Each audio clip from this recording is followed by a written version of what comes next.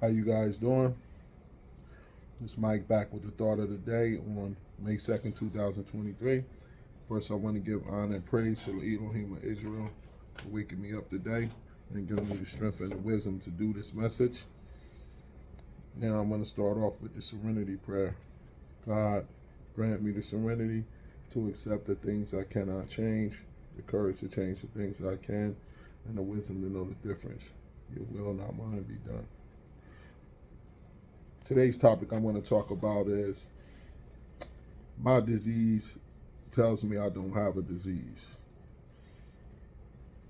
My disease tells me I don't have a disease.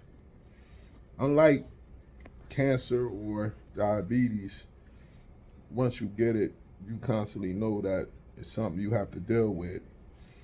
Alcoholism, on the other hand, starts in the mind, so the mental plays a lot of tricks on you. And it's a disease that is telling you that you're okay, you don't have no disease. Meaning that as time moves on, it would tell you that it's okay for you to drink. It's okay for you to indulge in the old behaviors that you used to indulge in. It wasn't that bad before. And it starts in back when I was really still in active addiction. As the consequences started to pile up, my brain still rationalized them and made it where I didn't feel like I had a problem. Yeah, the cops pulled me over there, but maybe I shouldn't have been driving that time of night, or maybe I just was in the wrong neighborhood. No, maybe you shouldn't have been drinking. That was the bottom line of it. But again, my disease tells me I don't have a disease, so I blame everything else for the results of my alcoholism. You know what I'm saying? And it's crazy because we will go on to doing all types of things and never pinpoint that it's the alcoholism. I remember I had about maybe uh, 6 months sober, and I was at a meeting on Cass Street in Trenton. And during that time, I had heard about everybody talking about blackouts in the meetings. A lot of people were talking about that they blacked out in meetings, that they blacked out as soon as they drank. Every time they drank, they blacked out. I never blacked out before. I never experienced that.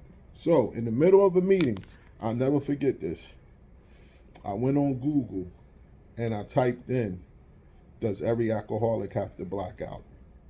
That was my disease trying to make me think I still had a glimmer of hope to go out and drink again.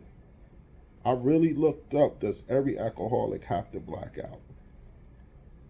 When you think about it, that's let you know how cunning, baffling, powerful the disease is, that no matter all the stuff that I've been through, I still was in a meeting and I looked that up on my phone. That's why I have to be in meetings every day, because I cannot sleep on what's going on with that disease. It'll constantly try to let me know it's okay to go have one. You haven't drunk in these many years. I just celebrated 4 years, so it'll tell me it's okay. Everybody understand it's been 4 years. You know what I'm saying? You can go have a drink. That's why I have to be surrounded by the fellowship and be in the meetings every day, so I can be reminded of what's going to happen when I pick up a drink. When I see that newcomer come in, I'm reminded of what's going to happen if I decide to pick up a drink. When I'm in the meeting and I see somebody that had 25, 30 years and they come in crying, I'm reminded of what's going to happen if I pick up a drink. If I don't do that, I'm subject to get caught up, because my disease tells me over and over again, it's okay, you don't have a disease. That's why this thing of alcoholism is, like they say, cunning, baffling, powerful. So when I was in that meeting, after a couple meetings later, after I typed in the thing to find out does every alcoholic have to black out, I went to a meeting and there was a guy there who said that he went through the same kind of thing. He had never blacked out. So now he has my attention because I finally ran into somebody that I could relate to. Then he said he was thinking about going out because he had never blacked out. Then he said he went to a meeting and he heard a guy say he never blacked out, so he was listening intently. And then the guy said he went out because he had never blacked out. And the first time he drank, he crashed and he almost killed somebody. And the guy that was at my meeting said he went up to that guy later on and said he needed to hear that.